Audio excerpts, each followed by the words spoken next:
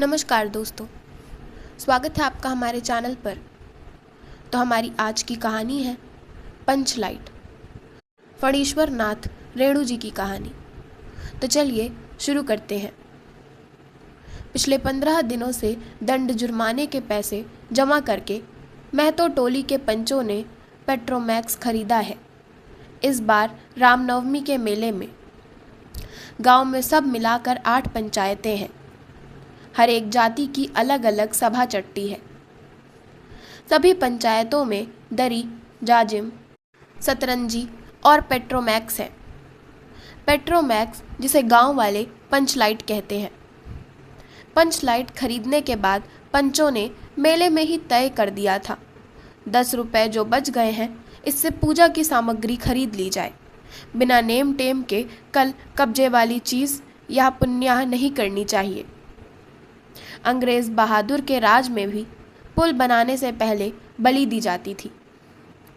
मेले से सभी पंच दिन दहाड़े ही गांव लौटे। सबसे आगे पंचायत का छड़ीदार पंचलाइट का डिब्बा माथे पर लेकर और उसके पीछे सरदार, दीवान और पंच वगैरह। गांव के बाहर ही ब्राह्मण टोले के फुंटगी झा ने टोक दिया, कितने में लालटेन खरीद हुआ महतो? देखते नहीं हैं, पंचलाइट है। बामन टोली के लोग ऐसे ही ताब करते हैं।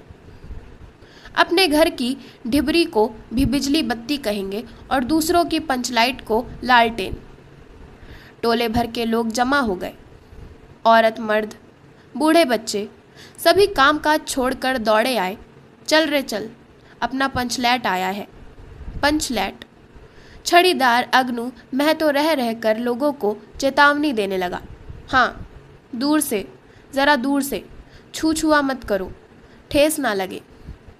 सरदार ने अपनी स्त्री से कहा, सांझ को पूजा होगी, जल्दी से नहा धोकर चौका पीढ़ी लगाओ। टोले की कीर्तन मंडली के मूल ज्ञान ने अपने भक्तिया पचक्कों को समझा कर कहा, देखो आज पंचलैट की रोशनी में कीर्तन होगा। बेताले लोगों से पहले ही कह देता हूँ, आज यदि आखिर धरने में 1.5 भेड़ हुआ तो दूसरे दिन से एकदम बैकाट। औरतों की मंडली में गुलरी काकी गोसाई का गीत गुनगुनाने लगी। छोटे छोटे बच्चों ने उत्साह के मारे बेवजह शोरगुल मचाना शुरू किया। सूरज डूबने के 1 घंटा पहले से ही टोले भर के लोग सरदार के दरवाजे पर आकर जमा हो गए। पंचलैट, पंचलैट, पंचलैट के सिवा और कोई गप नहीं, दूसरी बात नहीं। सरदार ने गुड़गुड़ी पीते हुए कहा। दुकानदार ने पहले सुनाया, पूरे 5 कौड़ी 5 रुपया। मैंने कहा कि दुकानदार साहिब, यह मत समझिए कि हम लोग एकदम देहाती हैं, बहुत बहुत पंचलैट देखा है। इसके बाद दुकानदार मेरा मुंह देखने लगा। बोला, लगता है आप जाति के सरदार हैं। ठीक है, जब आप सरदार होकर खुद पंचलैट खरीदने आए हैं तो जाइए, पूरे 5 कौड़ी में आपको दे रहे हैं। दीवान जी ने कहा, अलबत्ता चेहरा परखने वाला दुकानदार है। पंचलैट का बक्सा दुकान का नौकर देना नहीं चाहता था। मैंने कहा, देखिए दुकानदार साहब, बिना बक्सा पंचलैट कैसे ले जाएंगे? दुकानदार ने नौकर को डांटते हुए कहा, क्यों रे, दीवान जी की आंखों के आगे धुरखेल करता है, दे दो बक्सा। टोले के लोगों ने अपने सरदार और दीवान को श्रद्धा भरी निगाहों से देखा। छड़ीदार ने औरतों की मंडली में सुनाया। रास्ते में सन्न सन्न बोलता था पंचलैट, लेकिन ऐन मौके पर लग गया। रुदल साहब बनिए की दुकान से 3 बोतल केरोसिन तेल आया और सवाल पैदा हुआ, पंचलैट को जलाएगा कौन? यह बात पहले किसी के दिमाग में नहीं आई थी। पंचलैट खरीदने के पहले किसी ने न सोचा, खरीदने के बाद भी नहीं। अब पूजा की सामग्री चौक पर सजी हुई है। कीर्तनिया लोग खोल ढोल करताल खोल कर बैठे हैं और पंचलैट पड़ा हुआ है। गांव वालों ने आज तक कोई ऐसी चीज़ नहीं खरीदी जिसमें जलाने बुझाने का झंझट हो। कहावत है ना, भाई रे गाय लूँ तो दूहे कौन। लो मजा, अब इस कल कब्जे वाली चीज़ को कौन बाले। यह बात नहीं कि गांव भर में कोई पंचलैट बालने वाला नहीं। हर एक पंचायत में पंचलैट है, उसके जलाने वाले जानकार हैं। लेकिन सवाल है कि पहली बार नेम टेम करके, शुभ लाभ करके दूसरी पंचायत के आदमी की मदद से पंचलैट जलेगा। इससे तो अच्छा है पंचलैट पड़ा रहे, जिंदगी भर ताना कौन सहे। बात बात में दूसरे टोले के लोग कूट करेंगे। तुम लोगों का पंचलैट पहली बार दूसरे के हाथ से। ना, पंचायत की इज्जत का सवाल है, दूसरे टोले के लोगों से मत कहिए। चारों ओर उदासी छा गई। अंधेरा बढ़ने लगा। किसी ने अपने घर में आज ढिबरी भी नहीं जलाई थी। आज पंचलैट के सामने ढिबरी कौन बालता है। सब किए कराए पर पानी फिर रहा था। सरदार, दीवान और छड़ीदार के मुंह में बोली नहीं। पंचों के चेहरे उतर गए थे। किसी ने दबी हुई आवाज में कहा, कल कब्जे वाली चीज का नखरा बहुत बड़ा होता है। एक नौजवान ने आकर सूचना दी, राजपूत टोली के लोग हंसते हंसते पागल हो रहे हैं। कहते हैं कान पकड़कर पंचलैट के सामने 5 बार उठो बैठो, तुरंत जलने लगेगा। पंचों ने सुनकर मन ही मन कहा, भगवान ने हंसने का मौका दिया है, हंसेंगे नहीं। एक बूढ़े ने आकर खबर दी, रुदल साहब बनिया भारी बतंगड़ आदमी है, कह रहा है पंचलैट का पंपू जरा होशियारी से देना। गुलरी काकी की बेटी मुनरी के मुंह में बार बार एक बात आकर मन में लौट जाती है। वह कैसे बोले। वह जानती है कि गोधन पंचलैट बालना जानता है, लेकिन गोधन का हुक्का पानी पंचायत से बंद है।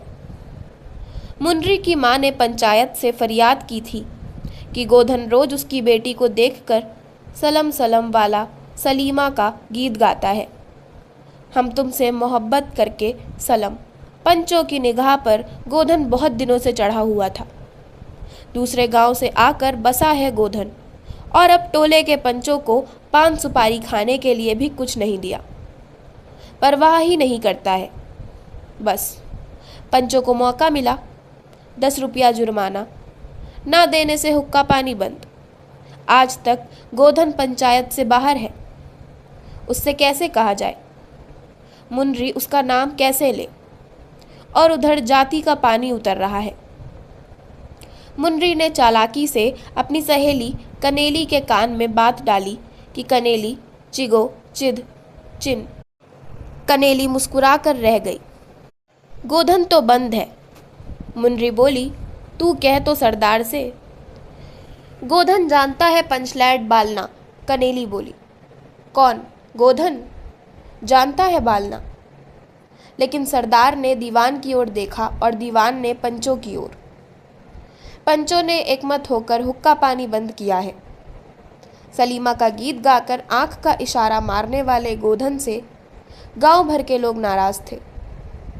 सरदार ने कहा, जाति की बंदिश क्या, जबकि जाति की इज्जत ही पानी में बही जा रही है। क्यों जी दीवान? दीवान ने कहा, ठीक है। पंचों ने भी एक स्वर में कहा, ठीक है, गोधन को खोल दिया जाए। सरदार ने छड़ीदार को भेजा। छड़ीदार वापस आकर बोला, गोधन आने को राजी नहीं हो रहा है। कहता है पंचों की क्या प्रतीत है, कोई कल कब्जा बिगड़ गया तो मुझे दंड जुर्माना भरना पड़ेगा।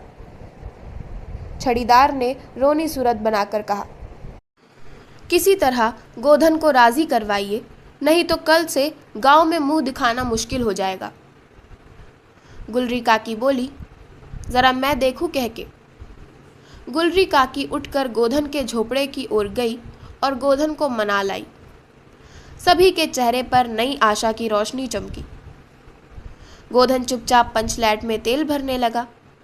सरदार की स्त्री ने पूजा की सामग्री के पास चक्कर काटती हुई बिल्ली को भगाया। कीर्तन मंडली का मूल ज्ञान मूर्छल के बालों को संवारने लगा। गोधन ने पूछा, स्पिरिट कहाँ है? बिना स्पिरिट के कैसे जलेगा? लो मजा, अब यह दूसरा बखेड़ा खड़ा हुआ। सभी ने मन ही मन सरदार, दीवान और पंचों की बुद्धि पर अविश्वास प्रकट किया। बिन बुझे समझे काम करते हैं ये लोग। उपस्थित जन समूह में फिर मायूसी छा गई। लेकिन गोधन बड़ा होशियार लड़का है, बिना स्पिरिट के ही पंचलैट जलाएगा। थोड़ा गरी का तेल ला दो। मुन्नी दौड़कर गई और एक मलसी गरी का तेल ले आई। गोधन पंचलैट में पंप देने लगा। पंचलैट की रेशमी थैली में धीरे धीरे रोशनी आने लगी। गोधन कभी मुंह से फूंकता, कभी पंचलैट की चाबी घुमाता।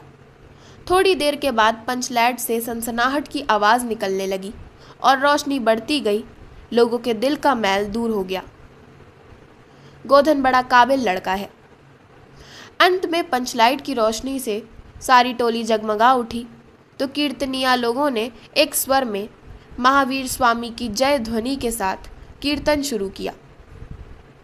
पंचलैट की रोशनी में सभी के मुस्कुराते हुए चेहरे स्पष्ट हो गए।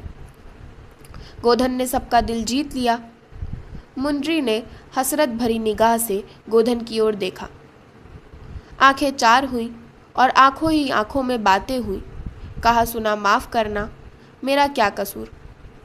सरदार ने गोधन को बहुत प्यार से पास बुलाकर कहा, तुमने जाति की इज्जत रखी है, तुम्हारा 7 खून माफ़।